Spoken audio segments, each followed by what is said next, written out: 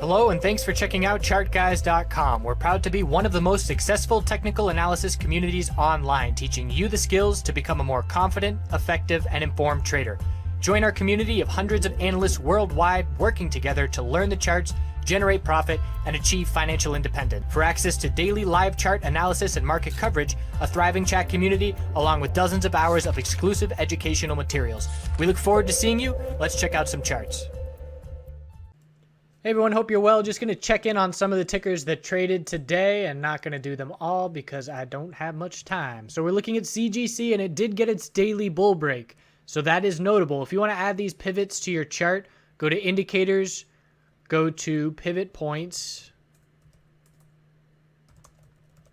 high, low, and then change the settings to 5-5, and they'll start to show up, make things a little bit easier in terms of picking out those levels.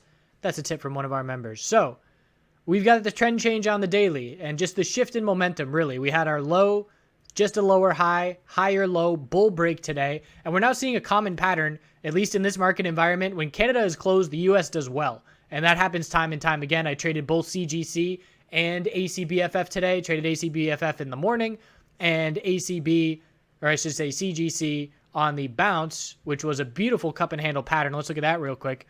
15-minute cup and handle pattern, where we had our left side of resistance, consolidation, little handle, and then continuation. So significant bull move and follow through today, and healthy consolidation to wrap up the end of the day. The 15-minute time frame pulling back, but looking to establish a higher low. The hourly chart a bit extended. Anything above 48.10 will be an hourly higher low, keeping those bulls in control and keeping them just fine overall. So 48.10 is that key level for support. Resistance is going to be 50.99. And then we're looking up at 51.21. And if we get over 51.21, that's the highest price we've seen in 8 days. And this is the setup that the bulls are hoping for to get a run into the date of legalization. If anybody's going to do it, it's CGC and ACBFF. They are positioned the best to do so. APH and CRON and TLRY, those are the big five in my viewpoint. But those five are, or those other three, are too far away percentage-wise for us to be likely to head up to those levels. So here where we closed with CGC, we need about 12% for an all-time high. And considering we saw, 6% at times today, that is certainly possible over the next 5 or so trading days. The market has been weak, but the S&P 500 started a bounce. So that's a factor as well. If that bounce follows through, that will only help. So a good sign is the bottom line. The weekly time frame for CGC, still just fine long-term, no red flags whatsoever. And now we're looking to see, can these bulls shift this momentum for the rest of the week and have us head up to the next major resistance of $55 on the dot. So bulls in control short-term on CGC and weekly long-term as well. ACBFF got that bull break.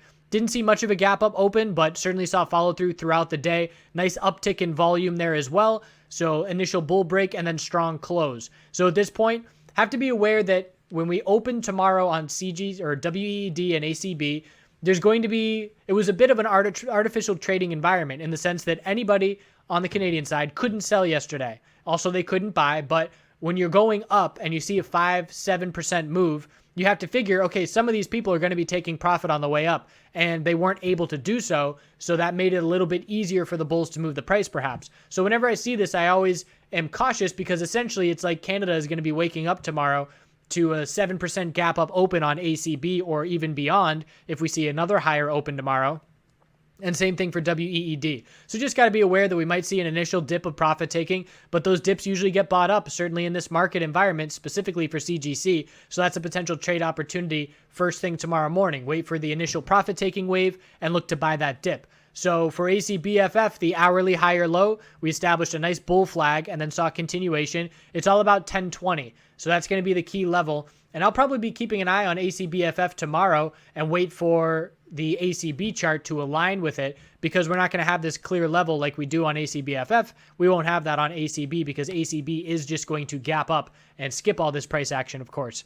So bulls are looking really good because of the break on the daily and the lack of resistance nearby. Next level is 11 psychological at 11.15. And if this were ACB, so we're going to assume we're going to gap up over resistance levels, which means 1348 is very likely to break. And the next level after that is 1375. So let's see if the bulls get followed through tomorrow. And again, that initial profit taking in the first 15 minutes or so, let's see how aggressively the bulls buy that dip. Cron, just lower high and lower low on the daily. Now 5 days in a row of lower highs and lower lows. So still weak, still trying to change this trend. And anything under 993 is just a lower high. So for Cron to get back to its recent highs, we've dropped from 1530 down to under 10. So again, we need a 50% plus move in Cron to be heading up to a lack of resistance zone that ACB is currently enjoying. So it's a completely different setup. And looking at the hourly, again, anything under 993 is a lower high, and the bulls need to change this hourly trend. I don't have interest in Cron right now. My interest for the rest of the week is really ACB, CGC, and that's about it for me. And that's obviously because I'm trading NASDAQ and NYSE stocks. Those of you that are on the Canadian side of the border, then you obviously have more opportunity for some of those smaller caps. So feel free to venture out. TLRY. Tight inside bar. Break of 136.88 is bearish tomorrow. Break of 145.80 is bullish. Volume pattern dropping off. Remember last time that broke, we got follow through for a couple days, watching to see which direction the volume spike occurs and the break goes. And on the hourly, most important support for me is 136.88. We've got resistance at 143.59 and 147.74. There's also a support level mixed in here at 139 as well that the bulls would like to hold. And it's a tightening equilibrium on the hourly time frame. Should see a clear break after hours right now. 138, so we're currently seeing a break of this support. Might as well put it on. So we just broke that support, and we're now looking down in the mid 130s. Very tight daily chart on TLRY, and again, way far away from a lack of resistance zone. If we could break 173.46, that would open things up a bit, but even that is a ways away. PYX, so another small cap runner. Looks like Citron was finally on the right side of things with this one. I believe they put out positive statements behind PYX, and it was a huge run. Big gap up, huge volume. Extended hours, we saw continuation. So a gap after hours, we got up to 42.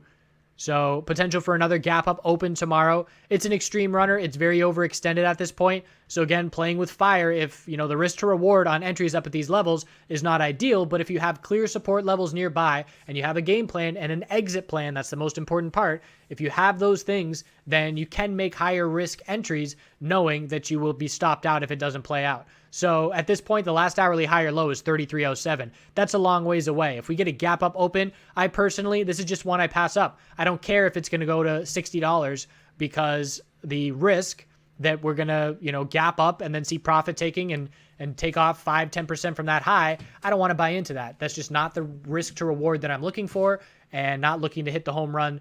But those of you with smaller positions, smaller capital might be looking for those kind of plays. So watch PYX for some volatility. Want to touch on a trade on CGC. This is one that I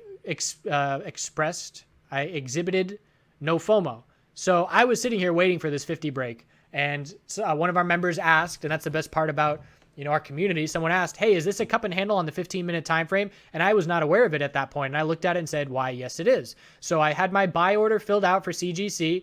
I was planning as soon as $50. I was just waiting for 50 to be on the ask, and I would have broken it. I wasn't even waiting for a break of this resistance. So I said, all right, if we see 50 on the ask, I'm going to buy. And I just had the buy order filled out. I was just sitting there staring at the bid in the ask, ready to hit the button. And I look away literally, I don't know how long it took. It was this candlestick right here. And when I look back, it was 50.32. Let's see how long I looked away on the 1 minute time frame. Probably just 1 minute. I could have glanced away there for even less than a minute and missed the trade. And so as soon as I looked back and it's a 50.32, that's just me saying, all right, missed my trade, I'm going to find the next one. Because at that point, I would have to completely reestablish my game plan, and I would be in a position that I didn't want to be in because my ideal entry would have been, almost 1% previous, 0.7% previous. So it ended up, if I chased, it would have worked out. But that's not the takeaway from this lesson. The takeaway from me is, wow, that was good discipline. You didn't chase into that move, and you went on and found another trade, and that was that. So when you have a trade game plan and something happens to prevent you from getting in, it's not the kind of scenario you want to scramble and just buy in as soon as you can. That's FOMO. That's giving you poor risk to reward compared to what your initial setup was. And it's just better to take a step back and either wait to enter on consolidation or just completely go find a different play. So I hope you all have a good rest of your night, and we'll see what tomorrow brings when Canada opens up. Watch for that initial dip of profit taking and watch to see the bulls buy that dip and how aggressively they do so. And watch the S&P 500 to see if this oversold bounce can get some continuation. Thanks again. We'll see you soon.